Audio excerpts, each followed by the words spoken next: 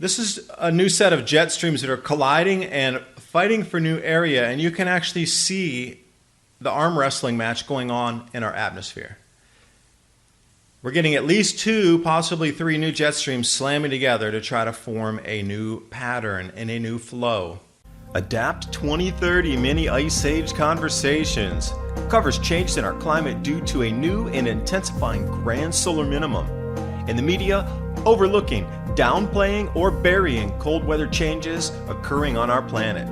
This is in order to keep the global warming agenda steaming full speed ahead. I do this podcast and radio program because we need to begin conversations on how to adapt our food growing strategies long before 2030 as agricultural zones shift, affecting global crop output, but very few mainstream media outlets are talking about the most important issue of our time: cold weather crop losses. Our sun is going through a 400-year cycle, which has effects on our weather patterns as our magnetosphere weakens and the jet streams go out of flow.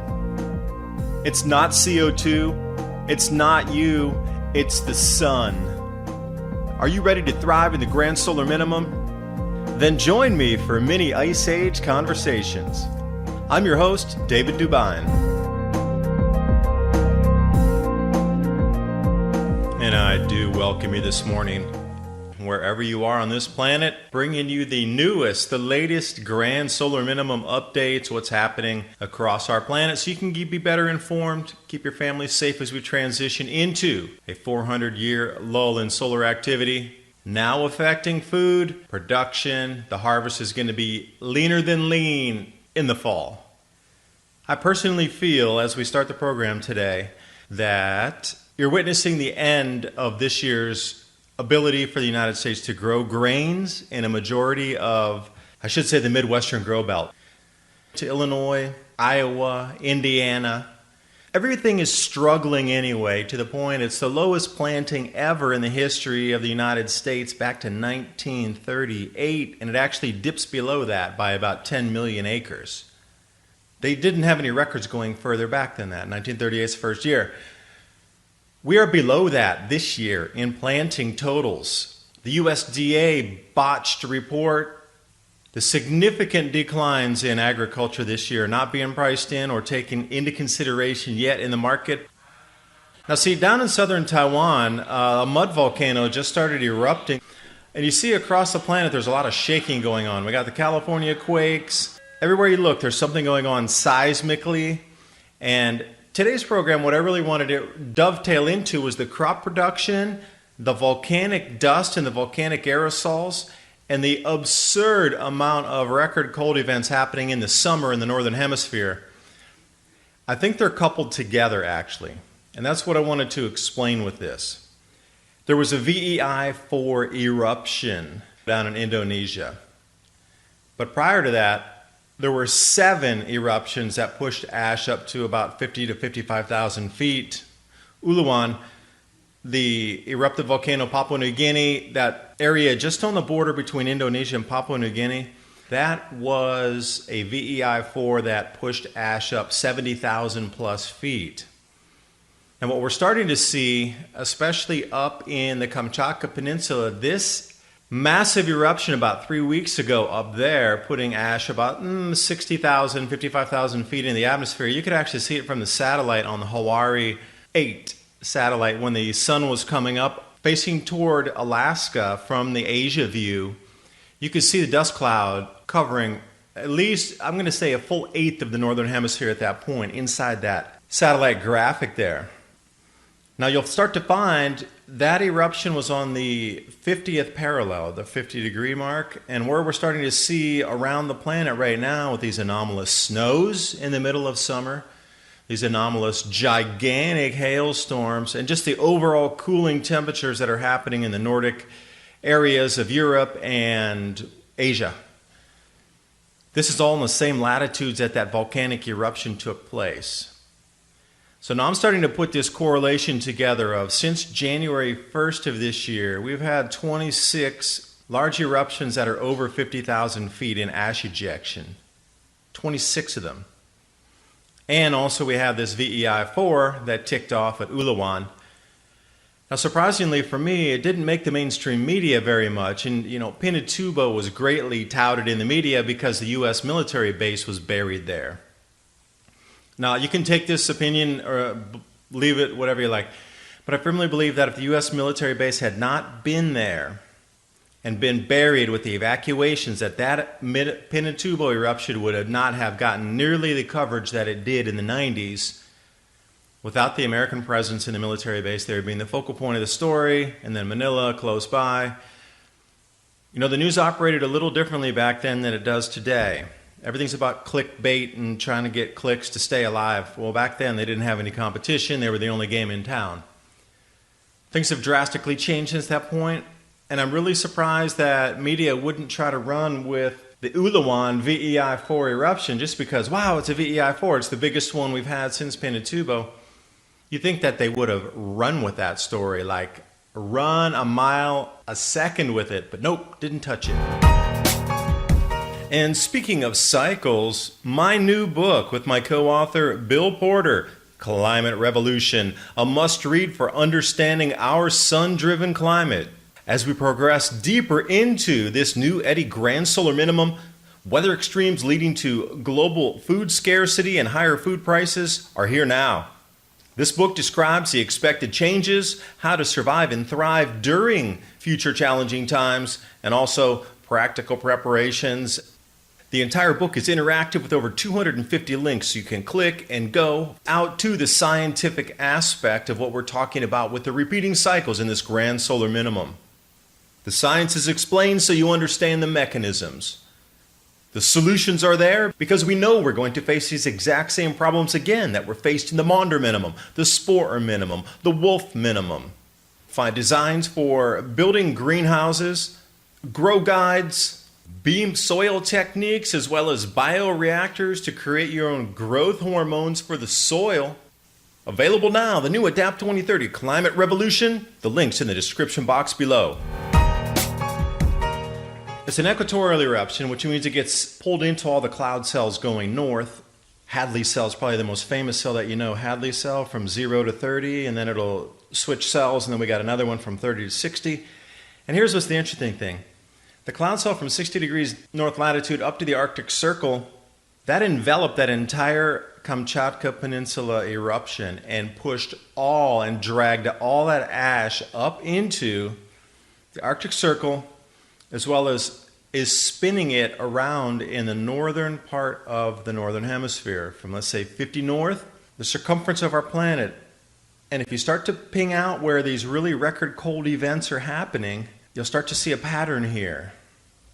Now, first of all, I don't know if you've been following the record cold that's pervading the planet right now in so many places. I'm really shocked. I cover this all the time. I make videos 5 times a week. I delve into this information flow quite a bit. And for me, as a person right in the center of it, I am shocked truly at what I see. And I really am not trying to diminish the shock value of it. But, after I read these headlines the other day, trying to put the volcano story together, this thing is happening now. It's really in play now. It's actually a feedback loop of volcanism that's creating lower temperatures. And also another thing, the ENSO, which is the Pacific water temperatures that create the El Nino or the La Nina, had a really, really strange anomaly over this last month and a half. It was in an El Nino phase, hot, warm. This is 3.4. They're divided into 4 sections out there depending on the area of the Pacific equatorial.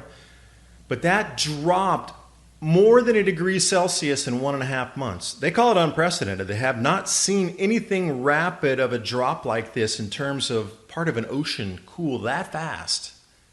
So we went from Nino conditions and we're screaming down into La Nina conditions within less than a year, literally just months, plural, that's it. It's a rapid change. It's an extremely rapid change. Now, if this is the case and it's rapidly changing into cooler conditions in the La Nina, and we're heading in volcanic ash-shrouded winter coming up here, that's 2 colds plus the Grand Solar Minimum cold. So that's 3 cold, check the boxes. This is unprecedented, really. What we're seeing right now, we're in uncharted territory. And I'm just going to give you a quick rundown here. We'll go into it in depth in a little bit, but let me just give you a rundown on the record cold that's purveying this same area. If you follow the volcanic ash around from Kamchatka Peninsula, and you just if you have a globe, just put your finger around it and follow it from, say, 47 north all the way around the globe back to and through Asia and through Europe and through, Newfoundland, these types of areas. And then take a look also up to the Arctic Circle, and we'll see what happens there. So, Turkey, another summer snow. It's the second summer snow that they've had, 2 in 2 weeks. Shocked is what the residents are saying. Record cold in Hungary, not for the town, but for the entire country. Several towns broke all-time cold records, but then because of that, these are the coldest temperatures ever measured in July, ever. And their records go back to the 1790s. That's pretty interesting. Poland, July snow in Poland. We're getting this report in. July snow in Poland. Also July snow in Romania. Again, record cold temperatures accompanying all of this because July you just don't expect snow and below freezing temperatures. Record cold in Brazil. All-time record coldest temperature ever recorded in that country at this time of the year. Ever. And it just doesn't get this cold to break these types of records. You see the famous waterfalls, Umipema. They don't usually freeze until, another month, maybe 2 months from now. I'm going to say a good 2 months, right in when they're in the depths of the winter there, southern hemisphere. But it's already frozen 2 months early, and it's shocking the residents because not only that, it was freezing point 0 or water turns to ice on the coast as well. Like these are the all-time coldest temperatures ever recorded in Brazil for the month of July. And we got well below normal temperatures across Nordic nations in Europe as well. They're running about 25 degrees Fahrenheit below normal temperatures. And as we start to look out to the east of that area, you're going to get up into the Mongolian snows. We got summer snow in Mongolia. We got record lows in umpteen places across Russia at the moment. Again, look at that band where the ash is traveling. This definitely has something to do with it. All-time record cold in Germany, July. Multiple areas. I did a story on this. There were 9 different areas in Germany that set record low temperatures all time. And remember, Germany, their records go back to 1780. They have some of the longest running records. Hungary and Germany, if you want to look for long-term climate data that has been kept, and England or the UK as well, their data set goes back to 1790.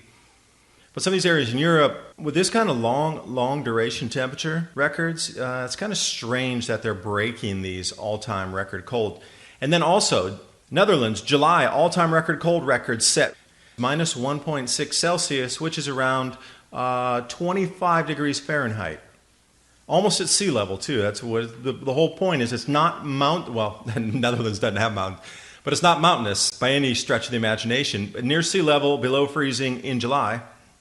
And then back to the Turkey story, they had the heavy snowfall on July 3rd. That's what I'm saying. This is the second instance here that there's record snow. It's the only time they've had snow. That's the only thing. They don't have records for it because it's the first time they're seeing it. So there's no such records for it. Seems like we're moving into a little bit of uncharted territory here in terms of record cold. Now, the media was all focused on the French heat wave. I'll admit, it was warm down in France and Spain. And now we have Norway mountain passes closed due to cold and snow. And we all heard about that Mexican hailstorm 7 feet deep. We got snow, apparently. Now, they're trying to discern, is it snow or is it that gruel, that stuff that's almost snow and almost hail mixed together in Spain? Yeah, I said that right. In Spain. So the reason that the 7-foot hailstorm I brought up is because the amount of hail coming down across Europe is how many times can I use this word? I got to think of a different word. Anybody got a thesaurus out there? Let's look up the word unprecedented. And I highly encourage you to check out what's happening across the Mediterranean and the Adriatic. The wind shear, it's beyond hurricane strength. It's the updrafts that are causing some of these large hailstones. They say that the updrafts inside these thunderheads have to be pushing at least 110 miles an hour to get the hail to the size of a grapefruit. So I'm thinking, all right, atmospheric disturbances everywhere. The size of the hailstone coming down, if it's not grapefruit size, it's 120 mile per hour wind with regular marble size hail in it. The hail is going at 120 miles an hour in the wind, the size of a marble. It's not just falling one, hailstone out of the sky. It's piling up feet. Now, can you imagine being in this storm front, moving at 120 miles an hour, and it's dumping feet plus of hail? Wow, that would hurt, and it would be nonstop.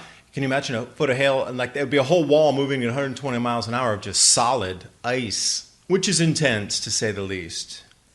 And if you take a look at what's happening with the jet streams in the southern hemisphere, south of Australia, between Australia and Antarctica, there's some little tool. It's actually a great tool. It's called Nullschool, Nullschool. Now, if you go on Nullschool, you click the Earth button, and then you come down, and it'll show the millibars or the hectopascals. You want to go over there to 250 and click on it, and it'll show you the jet streams of the planet. There is like a 3,000 mile wide jet stream down there. Not length, no. Width. It is the largest, widest jet stream that they have ever seen in the southern hemisphere. The same week that the volcanic eruptions, the crazy weather across Europe, the all-time record cold across the northern hemisphere, and parts of southern hemisphere. Now they're measuring something that, the oceans are cooling rapidly. That's just, they've never seen a drop of more than a degree Celsius in a month. Water temperatures take way longer to cool. What happened there? And now I'm going to, when we come down to Antarctica here, and it's still visible on the satellites. You can go take a look at it yourself if you don't believe what I'm saying. Nullschool, 250 millibar, and then flatten the map out into the Earth view where you get the square rectangle.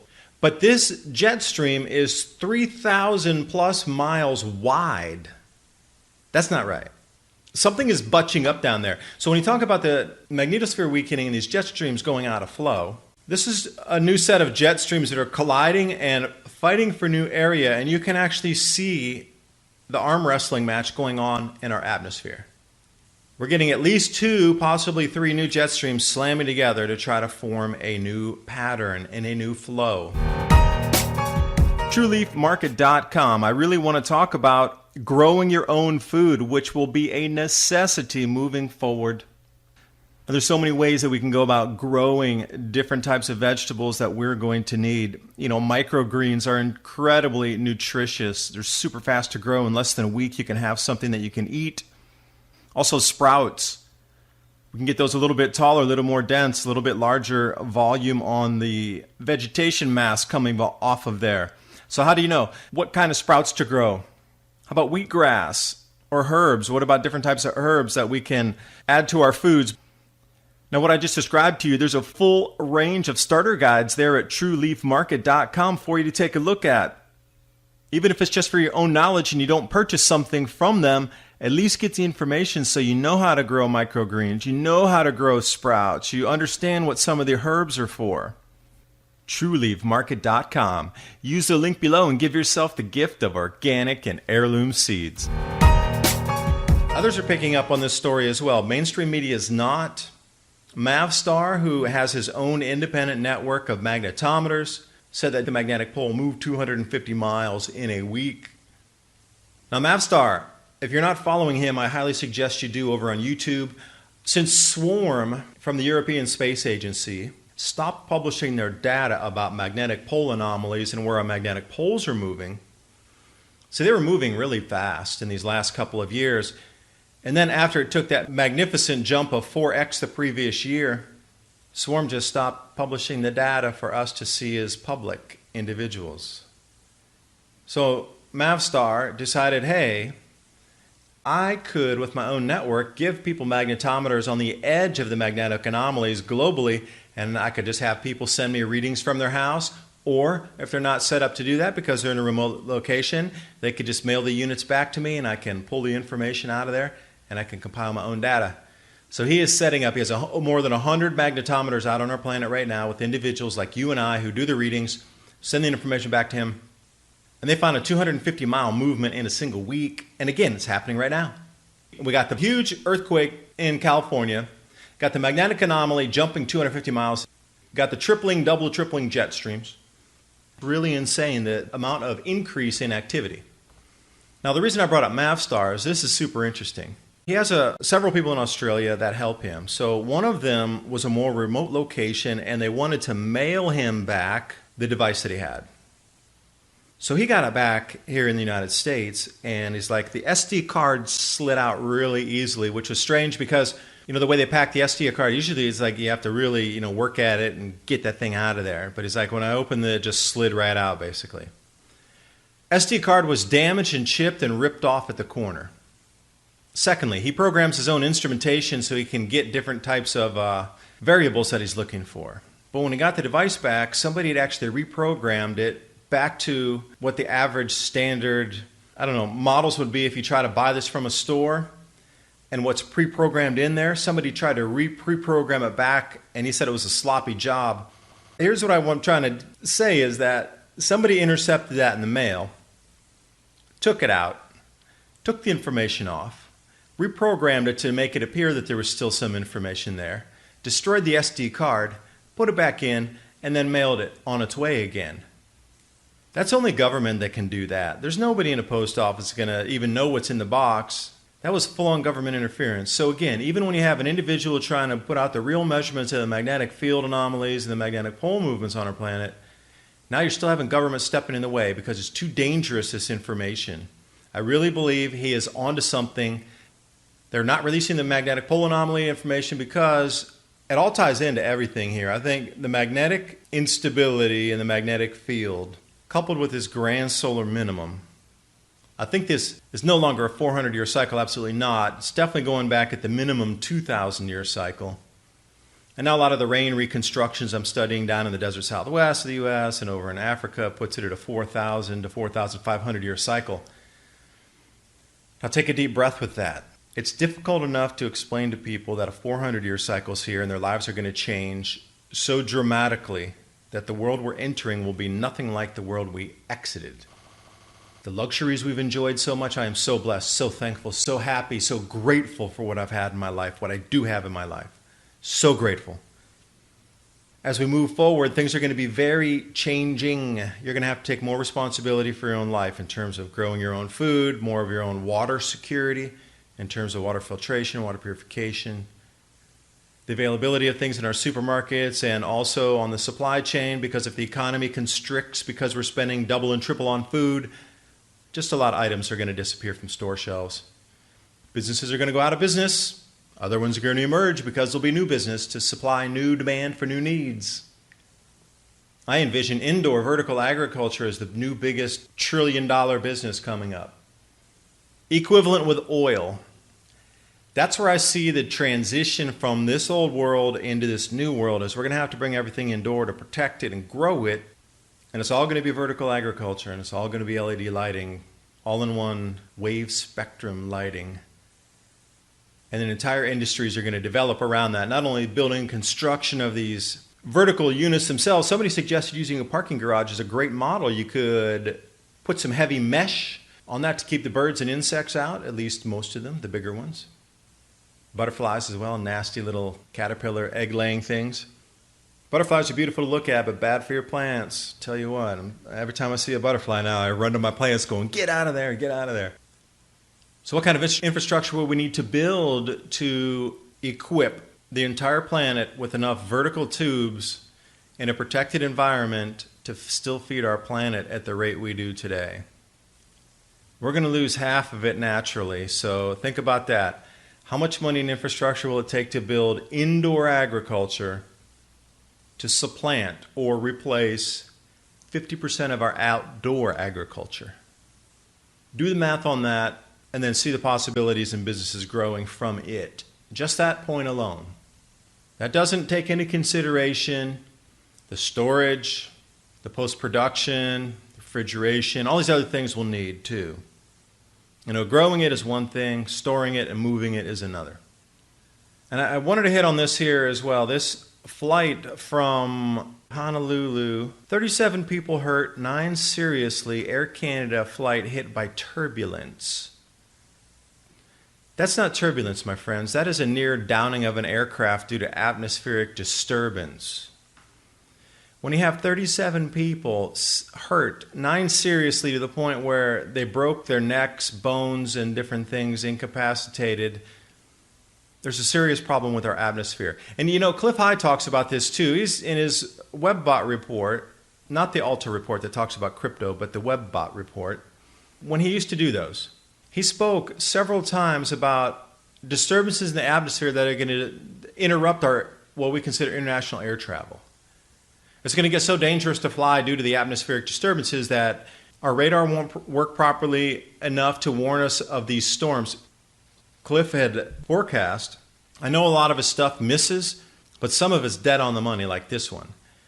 They were flying through and they got hit by this just random unknown thing that just hit them. They had their radar on, and it was nothing. It was clear, and then they just hit this massive turbulence and dropped nearly out of the sky. We've seen this again and again. This is what, the 16th, 20th, 25th time now that airplanes have been forced out of the sky. Most of it's hail damage. You know, they get the nose cone damaged so badly in the front windshield of the aircraft that they need emergency landings. Now, you can go ahead and find this time and time and time again over the last 4 years. It's definitely an uptick. But this type of thing that we're seeing here is completely different than that. This is something, a different animal altogether. We'll just call it Animal B. Ice damage, forcing down aircraft, that's Animal A. They can't get around the thunderstorms. The thunderstorms are just much wider and larger and intense than they were decades past. So even with our most modern instrumentation, our most modern towers and communications devices, our planes still can't get around these storms, or they collapse in too quickly and trap these aircraft up in the sky within it, and they have to run through a front to get out of it. They envelop and develop so quickly on the edges now that it's really difficult for our modern airplanes to outrun or to maneuver around these storms. It is a detriment to industries like flight and airline to tell about these dangers that are evolving because of the Grand Solar Minimum. I mean, this news story coming out here, I thought it would have had more news coverage in the States. CBC, which is a Canadian broadcasting network, picked it up, but really not much in the States did. Although it landed in Honolulu, I would have thought for sure it would have made bigger news. Because you probably won't want to fly if you know all these things are happening. You're definitely going to choose your routes more carefully. You're definitely going to be taking a look at the weather more carefully. Some of these things we can never discuss on the phone. It's a face-to-face meeting. Devices in the other room. You listen, you write, and you walk away. This video is brought to you by our friends at TrueLeafMarket.com. Heirloom and organic seeds for any grow zone on our planet.